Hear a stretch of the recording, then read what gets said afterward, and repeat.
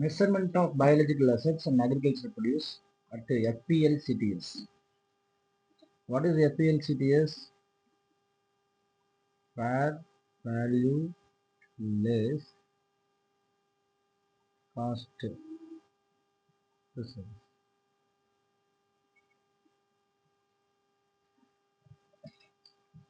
Fair value less cost to sell. Yes. என்னன்னா first understand தான். கிட்டத்தட்ட 1000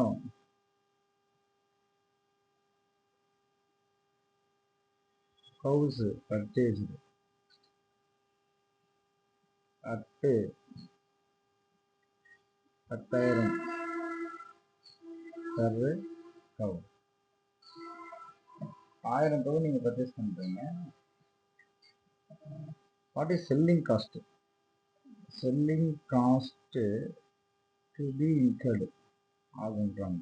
to be incurred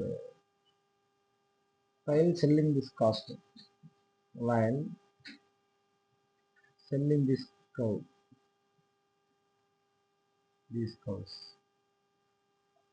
அப்போ எவ்வளோ ஆகுதுன்னா ஒரு 10,000 ரூபாய். கிளியரா? என்ன கொஞ்சம்னா 1000 கவு வாங்குறீங்க, ஒரு கவோட விலை வந்து 10,000 ரூபாய். 1000 இன்ட்டு 10,000 நீங்கள் போட்டு பார்க்கணும். 1000 10,000 காஸ்ட்டை போடுங்க. 1000 10,000. ஸோ 3 2 5 2 1 கோடி ரூபாய்க்கு நீங்கள் பர்ச்சேஸ் பண்ணுறீங்களா? சி சரி, செல்லிங் காஸ்ட்டு சொல்லியாச்சு. டே 1 நீங்கள் எப்படி என்ட்ரி போடுவீங்க அப்படின்னா வெரி சிம்பிள். இப்போ உள்ள என்ன அசட் வருது இல்லையா? எப்போவுமே லாஜிக்கில் என்ன போடுவோம்? அசட்டு, ஏதாச்சும் ஒரு அசட் வந்துச்சா அசட் அக்கௌண்ட் டு கேஷ். இதுதான் எல்லாமே போடக்கூடிய முக்கியமான விஷயம். ஆனால் நீங்கள் கவுதவங்க இப்போ கையெழுன்றது பயாலஜிக்கல் அசட். அப்போ நம்ம என்ன செய்யணும்? அதை பயாலஜிக்கல் அசட்டாக போடணும். பயாலஜிக்கல் அசட்டு அக்கௌண்ட் டெட்டார் டு கேஷ் 1 கோடின்னு போட்டிங்கன்னா தப்பு. இப்படி அவசரப்பட்டு போட்டக்கூடாது. இது அப்சல்யூட்லி ராங். எதுதான் சரி அப்படின்னு பார்த்தீங்கன்னா சரியை சொல்லி தராங்க. அதே தான். அப்போ பயாலஜிக்கல் அசட் அக்கௌண்ட்ன்றது கரெக்ட். டு கேஷர் பேங்க் இல்லையா? Cash or பேங்க்கும் correct. கேஷர் பேங்க் எவ்வளோ போகுது? 1 crore போகுது வெளியே.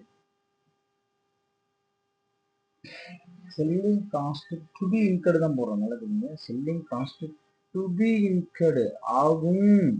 டு பி இன்கர்டு அதாவது ஃபியூச்சர்ல, இது வந்து ஃபியூச்சர்ல selling cost to be incurred ஆகும். எவ்வளவு?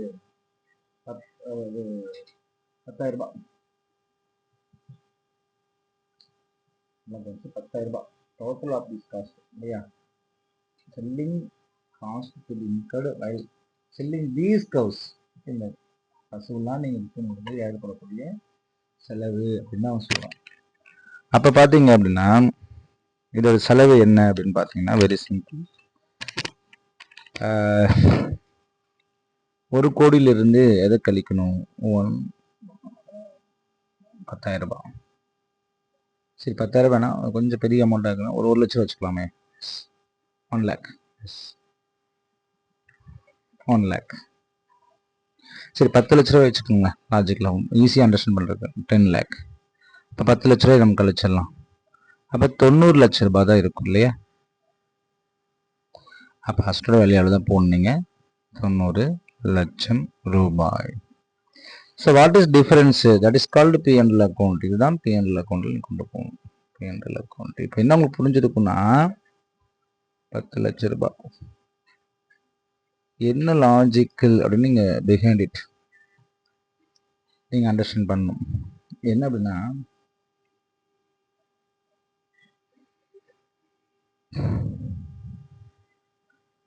வெரி இம்பார்ட்டன்ட் இந்த கான்செப்ட். இந்த கான்செப்ட் நம்ம அண்டர்ஸ்டாண்ட் ஈஸியாக பண்ணிக்கிறதுக்கு என்ன அப்படின்னு பார்த்தீங்கன்னா அசட் உள்ள வந்துச்சு, ஒரு கோடியில் தான் சொல்ல வந்திருக்குதுன்னா இல்லை ஃபியூச்சரில் ரெக்கக்னைஸ் பண்ணிக்கணும். ஃபியூச்சரில் ஆகக்கூடிய எக்ஸ்பென்சஸ் இப்போயே நான் ரெக்கக்னைஸ் பண்ணி வச்சுருக்கேன். அதனால் டு பி இன்கர்டுன்னு சொல்லிட்டான். டே ஒன்லேயே என்ன சொன்னால் டு பி இன்கர்டு. இதை விற்கும்போது நான் 1 லட்சம் 10 லட்ச ரூபா செலவாகும் போது இந்த 10 லட்ச ரூபா இப்போயே நீ ரெக்கக்னைஸ் பண்ணிக்கோ, அசட்டோட வேல்யூ எதாவது போட்டுக்கோ, 90 லட்சம் போட்டுக்கோன்றதான் கான்செப்ட். அப்போ இது வந்து ஒரு கான்செப்ட். இன்னொரு நம்பர் 2 இன்னொரு புரிதல் உங்களுக்கு என்னன்னு பார்த்தீங்கன்னா அதே கான்செப்ட் வச்சுக்குவாங்க.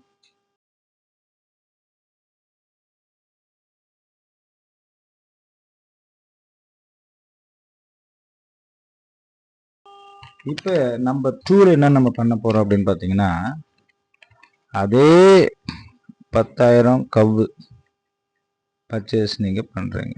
சேம் கான்செப்ட் தான், அதே ரேட்டு தான். எவ்வளவு?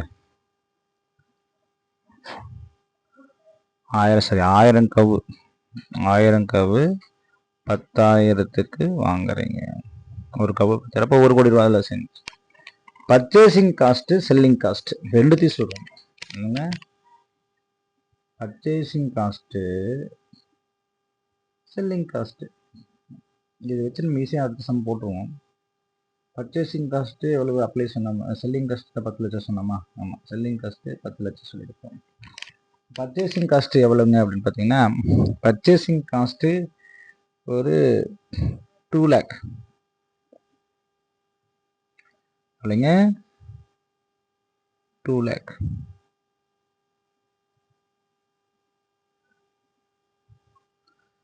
சரி, இது எப்படிங்க சார் நம்ம போடுறது? சேம் கான்செப்ட் இது. இதில் கொஞ்சம் அண்டர்ஸ்டாண்ட் பண்ணிப்போம். இந்த சேம் கான்செப்ட் சார் அது அப்படியே போட்டுக்கலாமா? ஆமாம், கிட்டத்தட்ட அதே மாதிரி தான் வரும். ஸோ பாருங்க, சேம் கான்செப்ட் தான். Biological asset account debtor to cash R bank. So 1 கோடி போடலாமா அப்படின்னு மட்டுமே இந்த ப்ராப்ளம். ஆக்சுவலி 1 crore போட்டால் தப்பு. ஏன் அப்படின்னா இது தப்பு. ஏன்னா இங்கே டைரக்ட் காஸ்ட் பர்ச்சேஸ் பண்ணும்பொழுது 2 லட்ச ரூபா செலவு பண்ணிக்கிறீங்க. இப்போ டைரக்ட் காஸ்ட்னு சொல்லுவாங்க. Direct cost. அப்போ என்ன ஆயிடுச்சு அப்படின்னா இந்த 10 லட்ச ரூபா ப்ளஸ் ஒரு 2 லட்ச ரூபா. அப்போ வந்து என்ன செய்யணும்னா சரி 1 கோடி ரூபா ப்ளஸ் 2 லட்ச ரூபா. அப்போ இங்கே வந்து 1 கோடியே 2 லட்சம் இருக்கும். என்னங்க? 1 கோடியே 2 லட்சம். 1 10 100 1000 10 லட்சம் 10 லட்சம் 7 சைடு அதை மட்டும் நீங்கள் பார்த்துக்கணும். அப்போ 1 கோடி ப்ளஸ் 2 லட்சம் 102 5 சைபர் 102 5 சைபர் போடணும். தப்பாக இருக்கும். சரி, இதுதான் கரெக்ட் சார். இப்போ ப்ராஃபிட் அண்ட் லாஸ் அக்கௌண்ட் என்னங்க சார் போடுறது அப்படின்னு கேட்டிங்கன்னா ப்ராஃபிட் அண்ட் லாஸ் அக்கௌண்ட்டில் எவ்வளோ? 1,02,000 ஏன்னா டைரக்டர் பர்ச்சேஸ் பண்ணும்போது இந்த எரெக்ஷன் சார்ஜஸ்லாம் நம்ம படிப்போம். ஒரு அசட் வாங்கும்போது அதுக்கு எரெக்ஷன் சார்ஜஸ் ஆகும். அந்த எரெக்ஷன் சார்ஜஸுக்கு நம்ம வந்து அப்போ பயாலஜிக்கில் 1 போட்டலாமா? இந்த 1 கோடி 2 லட்சம் போடலாமா? தப்பு. நம்ம ஆல்ரெடி போட்ட கான்செப்ட் தான். எவ்வளோங்க? பயாலஜிக்கில் அசட் போடும்போது 1 கோடி ரூபாயில் செல்லிங் காஸ்ட் நம்ம கழிச்சு தானே போட்டோம் போன கணக்கில். அதே மாதிரி ஃபஸ்ட்டு செல்லிங் காஸ்ட் நம்ம கழிச்சிடும். இல்லைங்க, 10 லட்ச ரூபா கழிச்சிட்டு அதில் வரும் 90 லட்சம். சார் இப்போ 90 லட்ச ரூபா போட்டுடலாமா?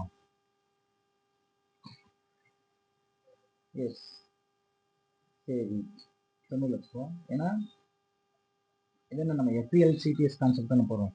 Fair value less cost to sell அப்படின்றதுனால நம்ம அதே கான்செப்ட் நம்ம போட போகிறோம். எவ்வளோங்க அப்படின்னு பார்த்தீங்கன்னா ஃபஸ்ட்டு போட்ட மாதிரி தான் 90 லட்ச ரூபா தான் நம்ம போகிறோம். 90 லட்சம் ரூபாய். சார் இந்த டிஃபரன்ஸ் வருதுங்க சார். ஆமாம், மைனஸ் 90 லட்சம் 12 லட்ச ரூபா. சரி, இந்த 12 லட்ச ரூபா என்ன சார் அப்படின்னு கேட்டீங்கன்னா உங்களுக்கு ஒரு குழப்பம். ஆல்ரெடி 10 லட்ச ரூபா பர்ச்சேஸ் காஸ்ட்டு, சரி 10 லட்ச ரூபா selling cost, 2 lakh purchase cost. இது ரெண்டுத்தையும் சேர்த்துனா 12 வந்து இந்த 12 தான் வெரி இம்பார்ட்டன்ட். சரி, இப்போ நம்ம காஸ்ட் வரும். இப்போ நம்ம கான்செப்டில் வரும். ஸோ காஸ்ட் ரெண்டாக பிரிச்சுருக்கிறோம் இல்லையா? காஸ்ட்டு பொறுத்த வரைக்கும் பர்ச்சேஸ் ஒன்று இருக்குது, சேல்ஸ் ஒன்று இருக்குது இல்லைங்களா. பர்ச்சேஸ் காஸ்ட் வந்து எப்பவுமே ஆட் பண்ணும், இதோட add to fixed assets. Selling cost less பண்ணுமான்னு கேட்டால் yes, selling cost less from fixed assets, less from fixed asset. அதனால தான் நம்ம அந்த கான்செப்ட் போட்டதும் உங்களுக்கு இப்போ தெளிவாக விளங்கி இருக்கும். சரி, இன்னொன்னையும் நம்ம பார்க்கலாம். நம்பர் 3,